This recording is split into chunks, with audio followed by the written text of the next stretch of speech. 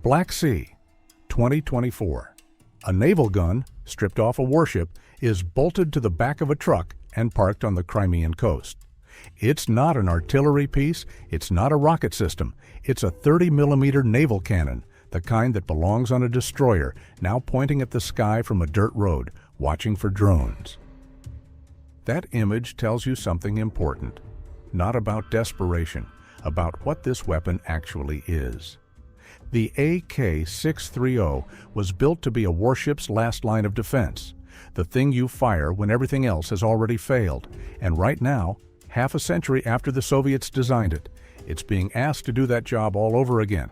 Except the missiles it was built to kill have been replaced by something much cheaper, much smaller, and much harder to see. This is not a relic. It's a weapon that arrived before its time, got shelved, and came back when the battlefield caught up with it. In a minute, I'll show you the design choice that made it one of the fastest-firing naval guns ever built, and the one flaw that no amount of engineering has fully solved. This is the story of the AK-630, a Soviet 30mm rotary cannon built to solve a problem nobody else had solved yet, and why the answer it came up with is now the only thing standing between a warship and a $500 drone.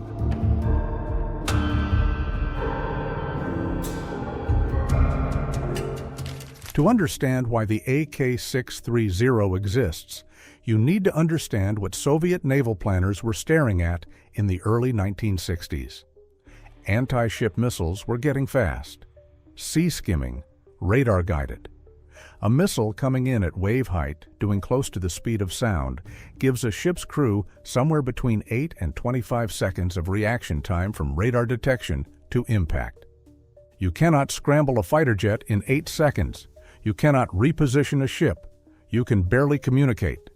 The existing guns were designed for aircraft flying at altitude, slow, predictable targets with large radar signatures. Now the threat was low, fast, and getting faster.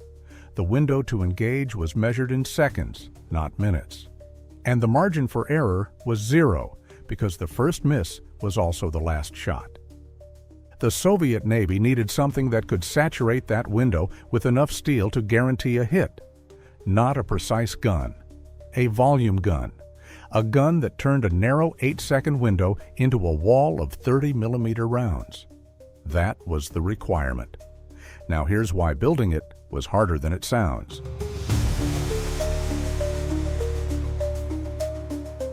They needed 3 things simultaneously. Fire volume, a rate of fire high enough to compensate for the tracking errors that come with a fast, low-altitude target. Sustained fire, not just a burst. Accuracy, not sniper accuracy, but enough tracking precision to put that volume of fire in the right piece of sky at the right moment. And automation, because in 8 seconds, a human decision loop is too slow. The system had to acquire, track, and engage with minimal crew input. Most systems get 2 of those. A fast gun that's hard to track, a precise gun that can't sustain fire, a smart system that's too complex to maintain. At sea, the AK-630 tried to solve all 3, and the way it did, it became the template for every Naval CIWS that followed.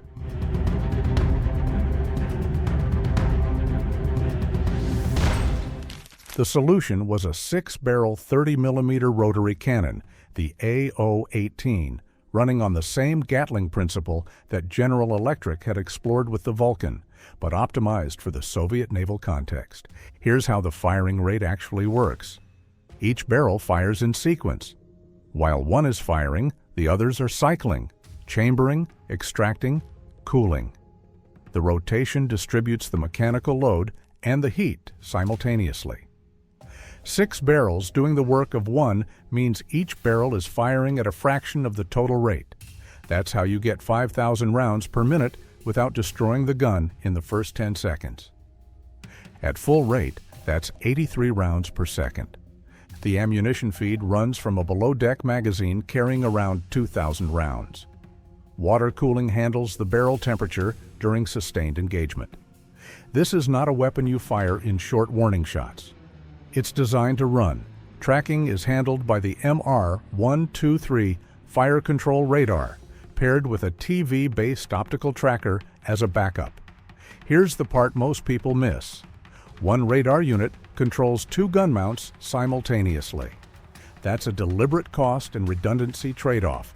Fewer radar systems per ship, shared across multiple guns, with the optical system as the fallback when radar gets jammed or cluttered. The system is fully automated. The crew doesn't aim it in the traditional sense. They set the parameters, designate the threat, and the system handles the engagement. The role of the crew shifts from gunner to supervisor.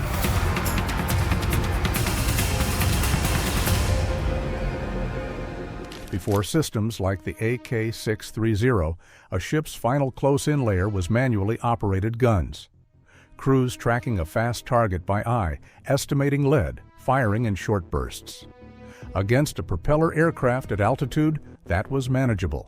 Against a sea-skimming missile doing 300 meters per second, it was essentially guesswork.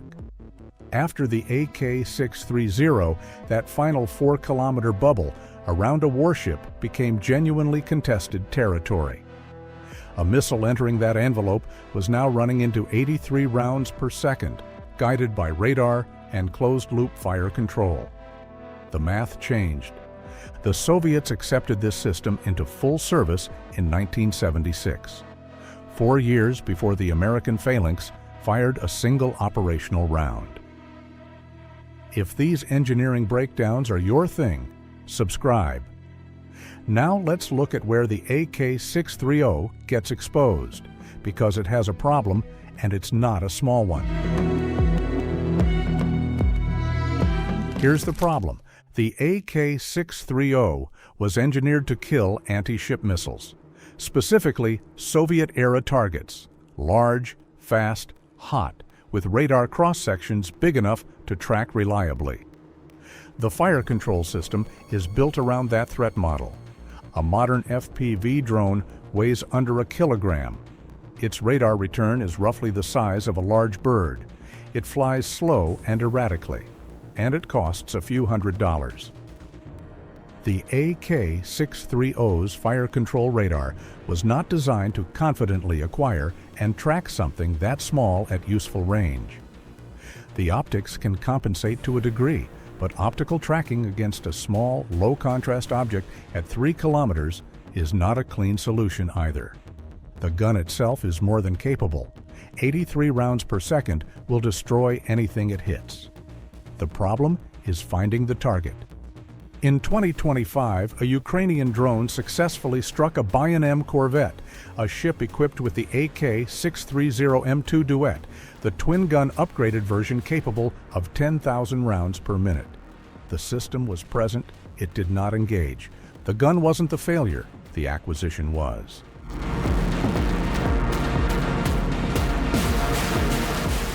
The American Phalanx arrived 4 years later and solved the same problem differently. Every Phalanx unit is self-contained, its own radar, its own tracking, closed loop from detection to trigger. Damage one mount, you lose one mount. The rest still fight. The AK-630 shares a single radar across multiple guns. One radar, 2 mounts, lower cost, more barrels per ship. But one point of failure, the Soviet logic was blunt. If your radar is already gone, the engagement is probably already lost. So spend the money on more guns, not more radars. Saturate the threat with volume and accept the shared dependency. That's not an inferior philosophy. It's a different bet on which part of the system breaks first. The Phalanx bet on redundancy. The AK-630 bet on volume. And for 40 years, neither bet was seriously tested. Then drones arrived, and both systems discovered they'd been solving the wrong problem. Russia has mounted AK-630 guns on Kamaz trucks near Sevastopol. Naval CIWS pulled off ships and pressed into land-based counter-drone duty. That's not a planned capability, that's improvisation under pressure. and it tells you something about where the gaps are in conventional air defense against mass drone attacks.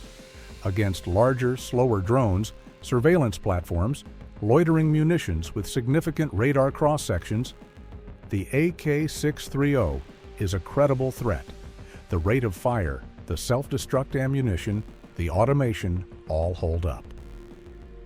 Against small commercial-grade FPV drones in swarms, it's a harder problem. Not because the gun can't kill them, because finding them fast enough, in enough numbers, with a radar designed for missiles, is a different challenge entirely. The weapon arrived before anyone fully understood the threat it would eventually face.